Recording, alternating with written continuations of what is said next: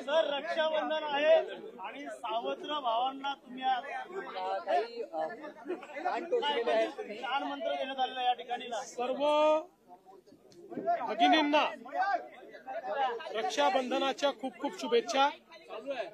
रक्षाबंधन हे बहीण भावाच्या पवित्र नात्यातलं एक अतिशय महत्वाचा असा क्षण आहे आणि केवळ बहिणींचीच नाही तर या निमित्ताने आपल्या भारत मातेच्याही रक्षणाची आपण सर्व लोक संकल्पना करत असतो आणि म्हणूनच या पवित्र दिनी सर्व आमच्या लाडक्या बहिणींना मी मनपूर्वक शुभेच्छा देतो।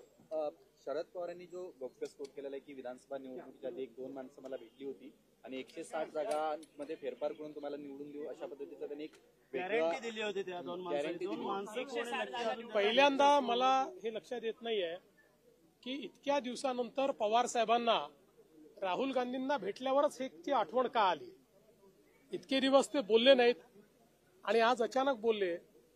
राहुल गांधी ज्याप्रमाणे सलीम जावेदच्या कहाण्या तयार करून त्यांच्या स्क्रिप्टवर त्या ठिकाणी रोज नवीन कपोलकल्पित कहाण्या सांगतायत तशा प्रकारची अवस्था पवार साहेबांची तर झाली नाही ना।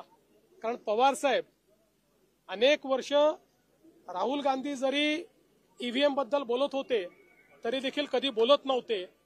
किंबहुना पवार साहेबांनी स्पष्टपणे अनेक वेळा भूमिका घेतली की ईव्हीएमला दोष देणं हे अयोग्य आहे आणि आता अचानक मला असं वाटतं की अशा प्रकारे जे काही पवार साहेब बोलले आहेत राहुल गांधींच्या भेटीचा परिणाम दिसतोय। स्थानिक स्वराज्य संस्थांच्या निवडणुका डोळ्यासमोर ठेवून एक प्रकारचा हा संभ्रम निर्माण केला जातोय।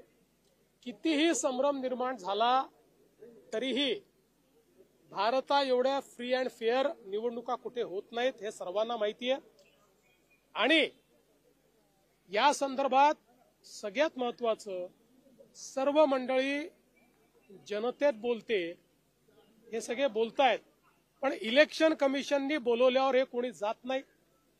इलेक्शन कमिशन समोर शपथपत्र द्यायला तयार नाहीत। सांगतात आम्ही संसदेत शपथ घेतली आहे।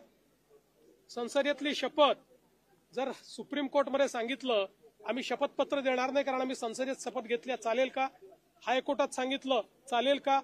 तसंच क्वासाय ज्युडिशियल मॅटरमध्ये जर त्या ठिकाणी तुम्हाला शपथपत्र मागितलं जात आहे तर तुम्ही शपथपत्र का देत नाही? कारण तुम्हाला माहिती आहे तुम्ही खोटं बोलतात आणि तुमचं खोटं पकडलं गेलं आणि ते शपथपत्रावर दिलं तर उद्या तुमच्यावर त्या ठिकाणी फौजदारी कारवाई होऊ शकते आणि म्हणून रोज खोटं बोलायचं आणि पळून जायचं असे पळपुटे लोक आहेत।